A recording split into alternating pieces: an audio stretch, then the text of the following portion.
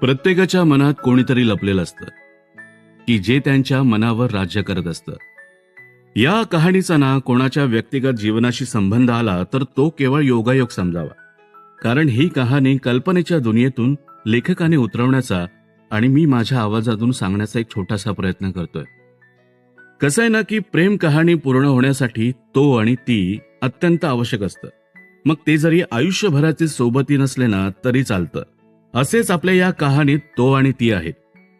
ही कहाणी आहे त्या दोघांची. आता हे दोघे कोणी स्पेशल नाहीत, असेच आपल्या सर्वांसारखे सर्वसामान्य. एक असतो तो आणि एक असते ती. तो अतिशय साधा, गप्प गप्प राहणारा, अगदी चार चौघांसारखा. पण ती अतिशय सुंदर, सतत हसणारी आणि खूप हुशार. यांची भेट ही निराळीच. एकदा त्याच्या मित्राचा वाढदिवस होता. तो त्याच्या मित्रांसोबत आला आणि ती तिच्या मैत्रिणींसोबत. आता तो सतत शांत असल्याने तिथेही शांतच बसला होता. ती सुद्धा शांतच होती.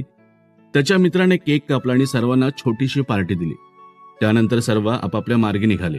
पण त्याच्या मित्रांनी सहजच गंमत म्हणून त्याची चेष्टा केली. अरे नाही, तीही शांत होती आणि तूही. काय नक्की भानगड काय हा? मित्रांनी चेष्टा केली 2 मिनिटाची, पण तिच्यासाठी त्याच्या मनात एक छोटंसं बीज रोवलं गेलं. आता त्या बीजाला अंकुरही येऊ लागले होते. तो आणि ती दोघेही एकाच क्लासमध्ये शिकत होते. अगदी 3 वर्षांपासून. पण पहिल्या वर्षी ती त्याच्या क्लासमध्ये आहे याची त्याला कल्पना सुद्धा नव्हती. दुसऱ्या वर्षी क्लासमध्ये आहे एवढंच फक्त काही त्याला माहिती होतं. तशी तिच्यासाठी फिलिंग त्याला 3ऱ्या वर्षी म्हणजे मित्राच्या वाढदिवसादिवशी आली. पण तिचं नाव काय हे त्याला माहित नव्हतं. अगदी जवळच्या मित्रांना देखील त्याने याविषयी विचारायचा प्रयत्न केला नाही. त्या दोघांचाही कॉलेजला येण्या जाण्याचा मार्ग ना वेगवेगळा होता. परंतु दोघांनाही कॉलेजला जाताना येताना 2 वेळा बस बदलावी लागत होती. एक दिवस तो दुसऱ्या स्टॉपवर उतरला. स्टॉपवर बस उभी होती, पण बसमध्ये खूप गर्दी होती. त्या गर्दीत तो उभा राहून त्याच्या मित्रांना शोधू लागला, पण त्याला कोणीच दिसलं नाही. आणि एवढ्यात ती तिच्या मैत्रिणींसोबत बसलेली दिसली. तरीही तो बसमधून उतरला. कदाचित त्याला या सर्व गोष्टींपासून दूर राहायचं असेल. त्याने त्याच्या मित्रांना कॉल केला. तेव्हा समजलं की सर्वजण अगोदरच कॉलेजमध्ये पोहोचले. आणि अचानक ती बसच्या खिडकीतून डोकावली. म्हणतात ना, प्रेम वेडं असतं. आणि अगदी तसंच झालं. तिला बसमधून डोकावल्याचं पाहताच तो गर्दीतून पुन्हा बसमध्ये जाऊन उभा राहिला. आणि अगदी त्याच दिवसापासून तो तिची दररोज वाट पाहू लागला. त्याच्या मनातील अंकुर आता बहरू लागले होते. ती क्लासमध्ये आलीये हे तो तिच्या पायातील पैंजणांच्या आवाजावरून ओळखू लागला. एकदा ती जवळपास 4 ते 5 दिवस सलग कॉलेजला ती आली नाही. तेव्हा मग न राहून त्याने त्याची व्यथा त्याच्या मित्रांना सांगितली. पण तिचं नाव त्यांनाही माहीत नव्हतं. नकळत का होईना पण एका प्राध्यापकांची मदत त्याला मिळाली. त्यांनी ऑफिसमधून आपापली असाइनमेंट फाईल घेऊन जाण्यास सांगितलं. त्यावेळी त्याने आणि त्याच्या मित्रांनी तिचं नाव शोधण्याचा खूप प्रयत्न केला. परीक्षेच्या वेळी तिचा हजेरी क्रमांक माहीत झाला होता. आता त्यावरून त्याला तिचं नाव माहीत होणार होतं. आणि अगदी आश्चर्यच, तिचा हजेरी क्रमांक असणारी असाइनमेंट फाईल त्यालाच मिळावी.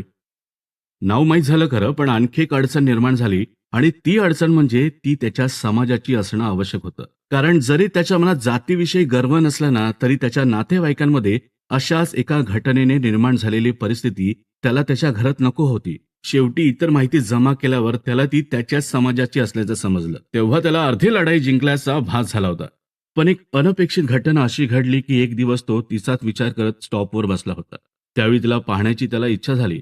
आता त्यावेळी ती स्टॉपवर असणं ना अगदी अशक्यच होतं. आणि काय आश्चर्य, त्याला ती पांढऱ्या चुडीदार पंजाबी ड्रेसमधून समोरून येत असल्याचं दिसलं. खरं सांगायचं तर अगदी परीसारखी दिसत होती ती.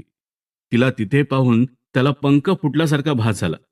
यानंतर काहीच दिवसात ना शेवटचं वर्ष असल्याने कॉलेज संपणार होतं. तो जर आता तिला काही बोलला नाही ना तर ती त्याला परत कधीच दिसणार नव्हती. त्याच्या मनातील भावना तिच्यापर्यंत पोहोचणं खूप गरजेचं होतं. पण तो तिला प्रत्यक्ष भेटून बोलूही शकत नव्हता, कारण त्याच्यामध्ये काहीतरी कमी असल्याची भावना त्याला सारखी जाणवायची.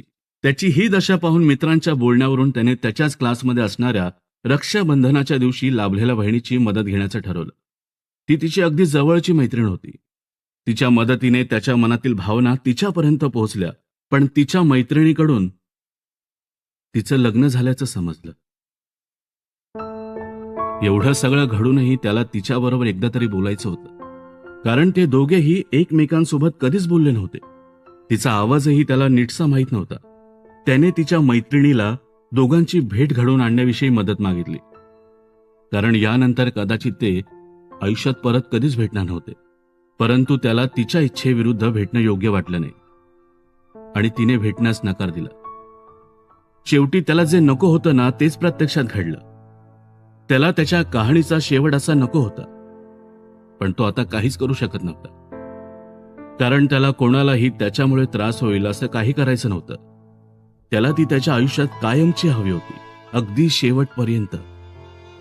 अजूनही त्याला ती त्याच्या आयुष्यात हवी होती, पण तो काहीच करू शकत नव्हता. क्वचितच लोकांना त्यांना त्यांचं पहिलं प्रेम भेटतं, पण त्या दोघांचं नशीब असं नव्हतं. पहिलं प्रेम हे पहिलंच असतं. हृदयाच्या ठोक्यात कुठेतरी जिवंत असतं. त्याच्या मनात ती कायम राहील, पण त्याचबरोबर तिच्या मनात जर काही नव्हतं, तर त्या दिवशी बसच्या खिडकीतून ती का डोकावली असेल? यासारखे अनेक प्रश्न त्याच्या मनात कायम राहतील. या प्रेम कहाणीसाठी ना मला एक कविता लिहावीशी वाटली. पाहिलं होतं मी अनेकदा प्रेम करताना अनेकांना, एखाद्याच्या आठवणीत रडताना, प्रेम मिळवण्यासाठी झगडताना. पाहिलं होतं मी अनेकदा प्रेम करताना अनेकांना, आपल्या मनातील भावना कागदावर उतरवताना. पाहिलं होतं मी अनेकदा प्रेम करताना अनेकांना, भेटणार नाहीये हे माहीत असूनही फक्त तिच्यावरती प्रेम करताना. पाहिलं होतं मी अनेकदा प्रेम करताना अनेकांना, आज प्रत्यक्ष अनुभवलं प्रेम मिळवण्यासाठी झगडताना. प्रेम मिळवण्यासाठी झगडताना.